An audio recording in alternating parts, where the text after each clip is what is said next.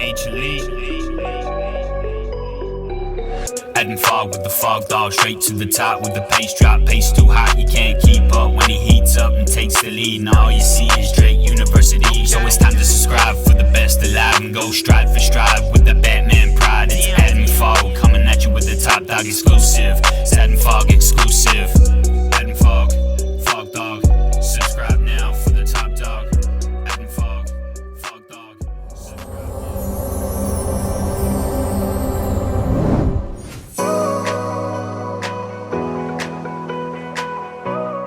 We flew into Portland on Sunday night and drove for about an hour to our hotel for the night, which was halfway between Portland and Eugene, Oregon.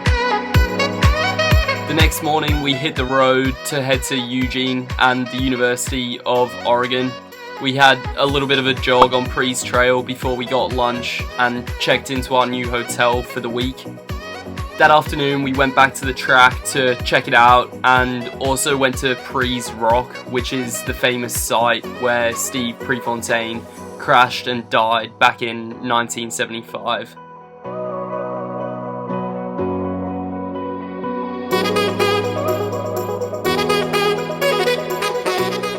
Alright, we're in Eugene, Oregon. Today's Tuesday. We've got our national 1500 prelims tomorrow. The heats are pretty stacked. I'm in the first heat, Baston's in the second heat. There's 24 guys at NCAAs and 12 make the final. I'll pop a screenshot of my heat in somewhere up here. It's pretty stacked, but I'm obviously gonna give it my all, and I know that if I race to the best of my ability that I can be in that final. So today we're heading out to the track. We checked it out yesterday. We went to Pre's Rock, had a little jog on Pre's Trail. Today we're having a little jog again, and we'll do a few strides as well out on the track today. So get the legs ready for tomorrow. Should be good, ready for a jog. Legs are feeling alright so far, so hopefully we have a decent day today. Hey, if you guys don't recognize me, it's probably because I haven't shaved my mustache for a few days. So.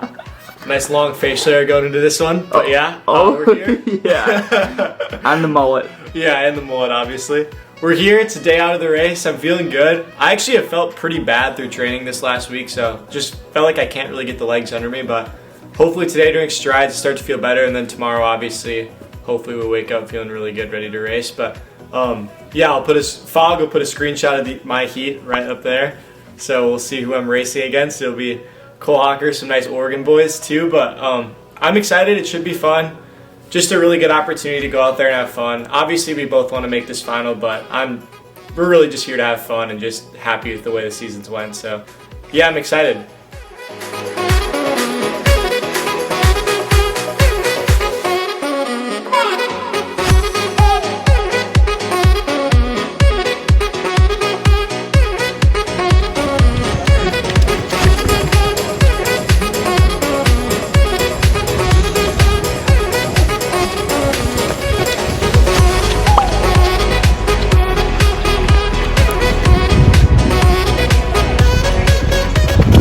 What's up? We just got back from dinner. The strides went well at the track. That track is still so sick, can't get over it, but excited for the race tomorrow. I felt pretty good during the strides. We did 3 200s, we did 2 200s. Yeah. 2 200s, 3 100s.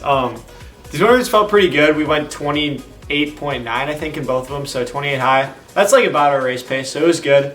Yeah, the 200s felt good. The 100s we did one of them pretty slow, and then one really fast, and then one pretty slow again. By slow, I mean like at our race pace, then one a little bit faster, so that when we come back to race pace, it feels really good. Yeah, so I felt pretty good during the strides. Obviously, I always get like those like little race jitters, so like I get like worried about how my legs feel, but I felt pretty good. Yeah. Nice. Alright, so as Baskin was saying, we're back from dinner. Strides went pretty well, feeling decent, same as usual with strides. You never really know exactly how your legs are feeling. We had a good little jog, and yeah, tomorrow is go time. So as I was saying earlier, and as Baston mentioned, we both want to make that final, but as well, as Baston mentioned, like we have had such an unbelievable season for Baston. Like he's gone from never running a 1500 before, he'd run like a 4:12 mile, he's now run 3:40 for the 1500. Might run quicker tomorrow, who knows, we'll have to wait and see. But for me as well, making indoor nationals and now making outdoor nationals, it's just been like an unbelievable season, and making that final and then doing well in that final would be the icing on the cake. But whatever ends up happening, we're both really, really happy to be here, and we just gotta get out tomorrow and run our hardest. So stay tuned. Races are coming up tomorrow. We're gonna chill out for the rest of the night and yeah, see how we go tomorrow.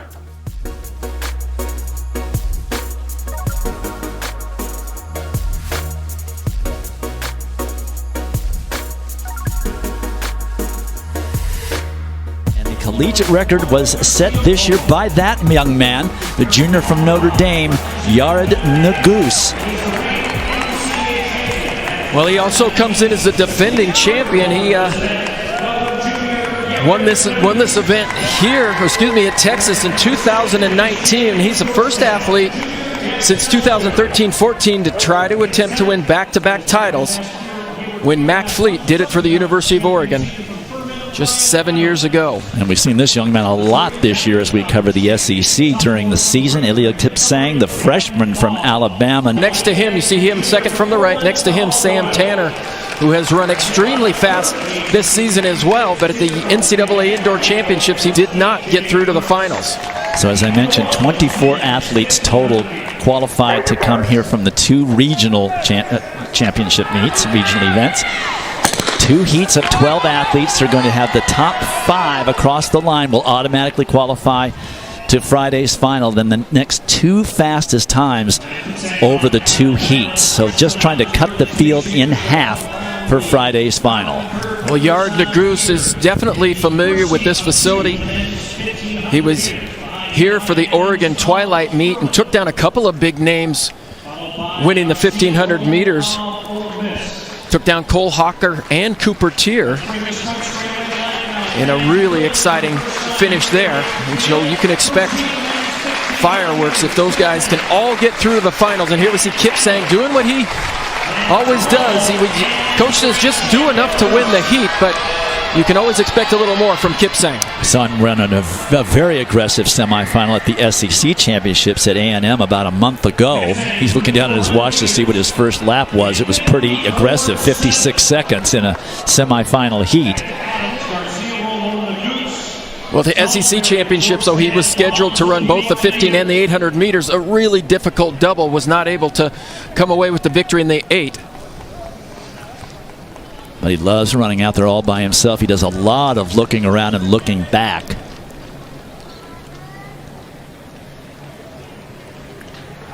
But if memory serves, he ran like 3:37 in the semifinal at A&M in very windy conditions.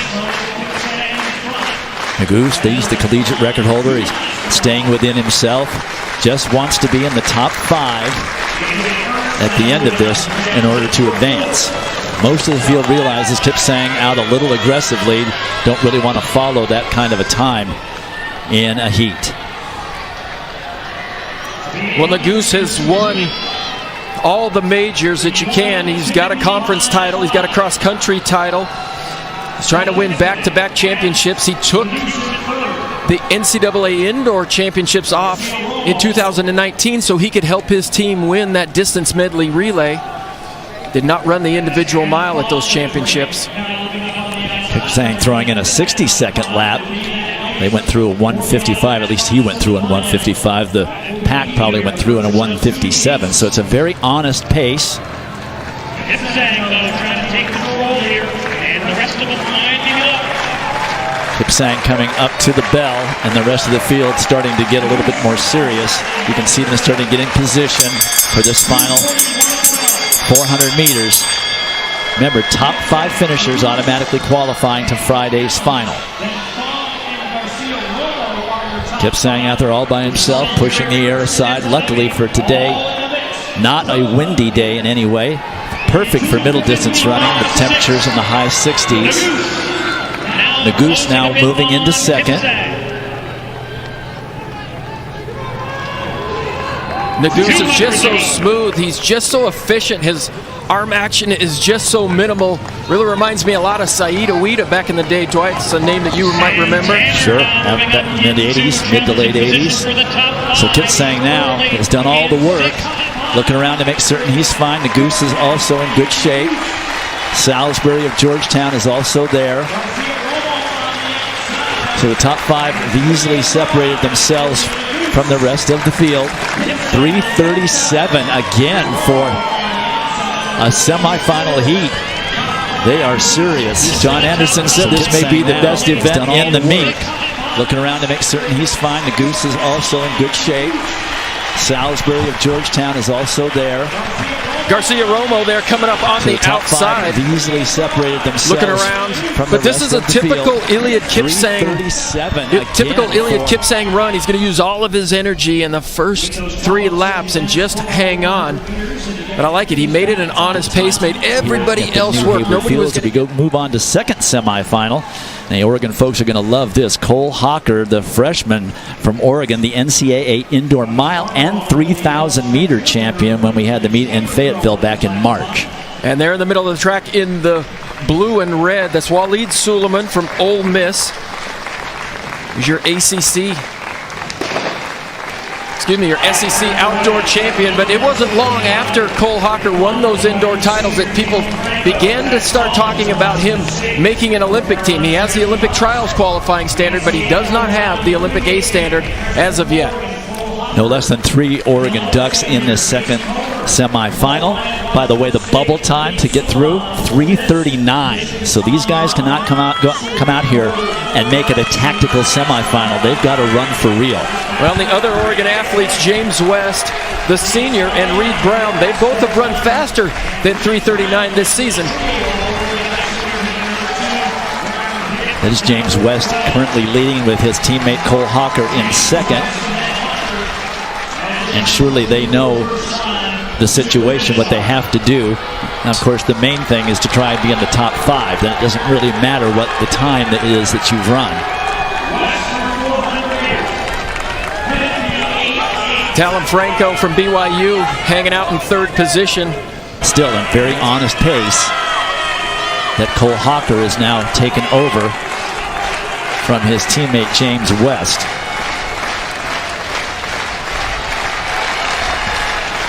We're expecting to see Cooper Tier in this race, but he's only slated to run in the 5,000 meters.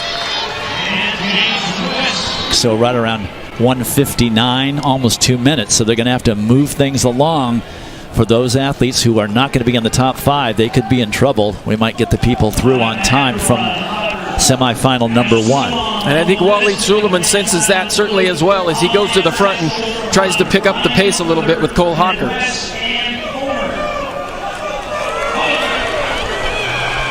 Suleiman was the 1,500 meter SEC champion 2 years ago. And we just lost 2 people towards the back of the pack. And not moving there in the far turn as we get the bell. We're now down to 10 athletes in this race. Hocker still leading from Suleiman. Definitely picking things up now. You can see the turnover start to increase. That was a 58-second 400 meters for Hocker, going through in 2:56.1. So this has become very similar to the first semifinal in terms of time. Hocker over Suleiman.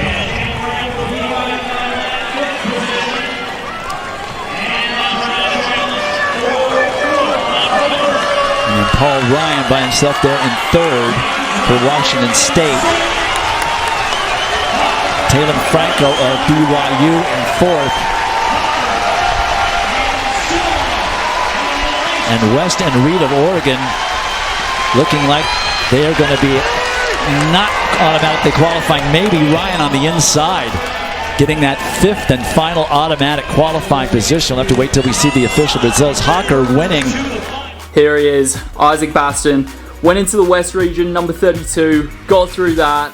Now he's top 12 in the country guaranteed. Through to the national final. How you feeling with today? Good.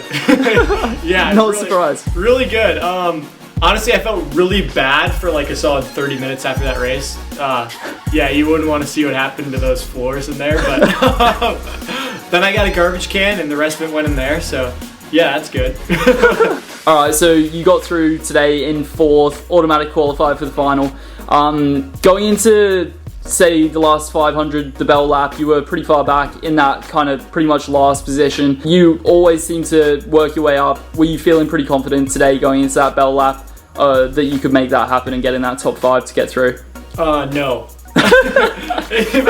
Brilliant. If I'm gonna be honest, no. I mean, like in the regional final, because I kind of ran the race the exact same way. In the regional final, I was towards the back too. But in the regional final, when I moved up with the last lap, I was like, I feel really good. This pace feels really chill. Like when I was moving up, I was really confident that I was gonna be in that top 3. But like today, when I moved up, I was praying for dear life. Like I thought my season was 100% over. Like I was saying, well, it was fun. Like yeah, it was goodbye, good riddance for a little bit there. But I honestly don't know what happened. I just didn't quite lock up as much as the guys next to me did, because we were all locking up. Like realistically, like the last 100 was a drag, but everyone else just died a little bit more than I did, luckily. No excuses. I'm out. Didn't make the final today. The gun went off, and doing strides, I actually felt really pretty good today. I went into my heat ranked 9th out of 12. Because my heat was the quicker heat, we ended up taking 7 through from my heat.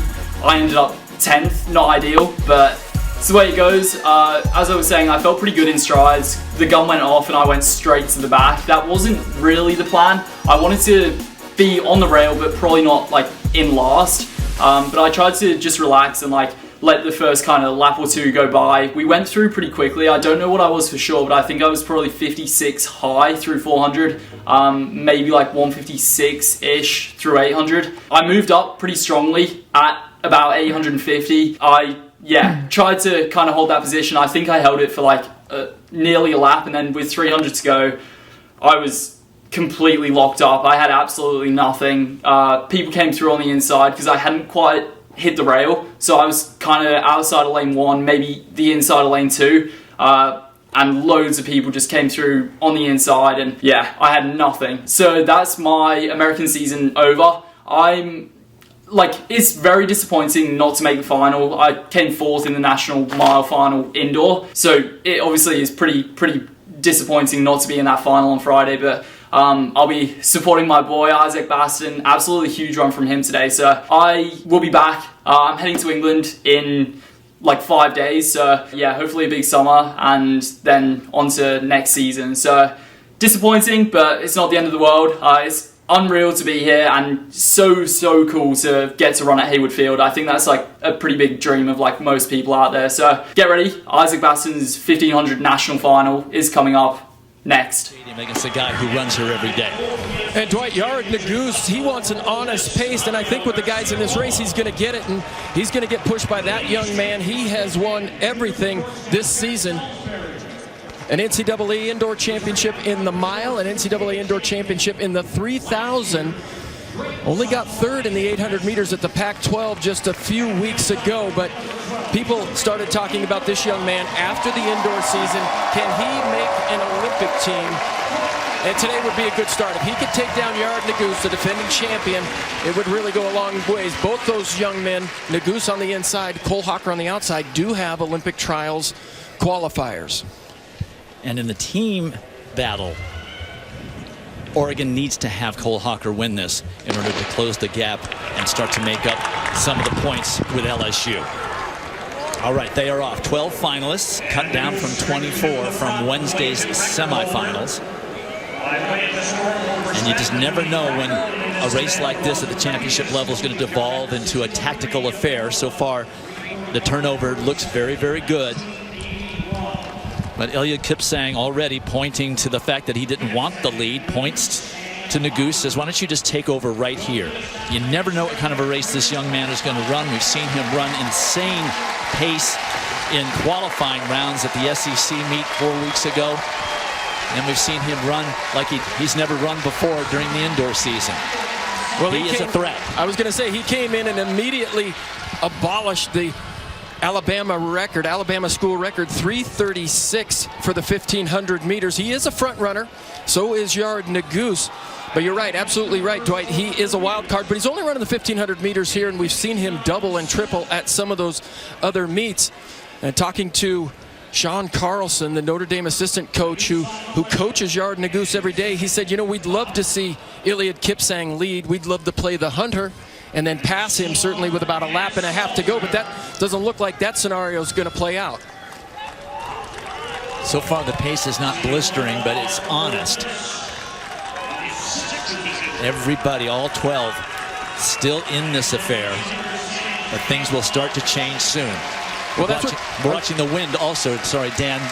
There is plenty of wind down there, and that's going to be have a major effect on many of these round races. Well, I was going to say, Yard Naguse, when he's in a race, he's always going to make it an honest pace. He does not want to give some of the kickers the opportunity to come up from behind. Yard Naguse, he's familiar with this facility. He was here for the Oregon Twilight meet on May 7th, and he came here just as his warm-up, and he ended up taking down both Cole Hocker and Cooper Tier, and just a few weeks after that, he took down the NCAA outdoor record. Just under 2:01 at the 800 meters, so right on 4-minute pace for a mile, but this is a 1,500 meters, but certainly everybody in this final is able to handle it. Kipsang continuing running on the outside of lane 1, maybe even bothering Naguse a little bit, rubbing up against him from time to time. Now we see Walid Suleiman of Ole Miss, finally a senior at Oxford. Hocker right in there against the rail. Here is the bell. Naguse, Kipsang, Suleiman, and Hocker, and look at everybody shifted gears right there at the bell. And Sam Tanner there in 5th position.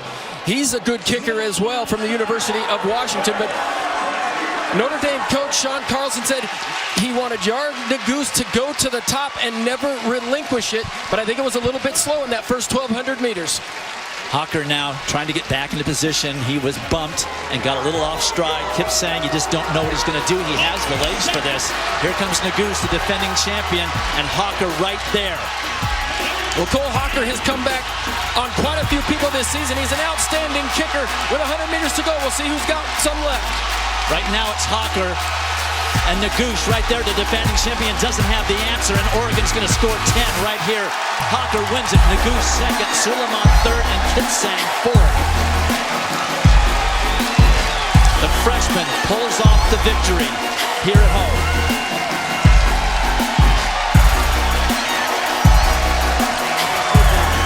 And look at that time, 3:35, and that's an outstanding time.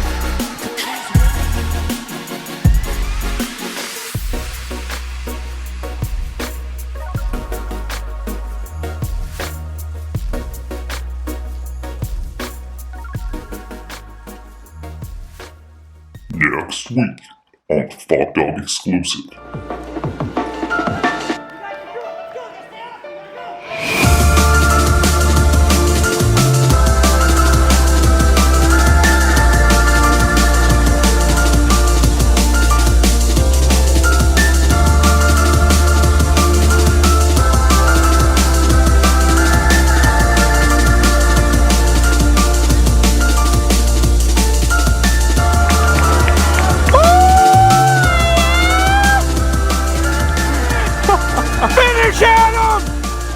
Finish Adam! That a boy, Adam! That a boy! Only on the FOGDOG exclusive.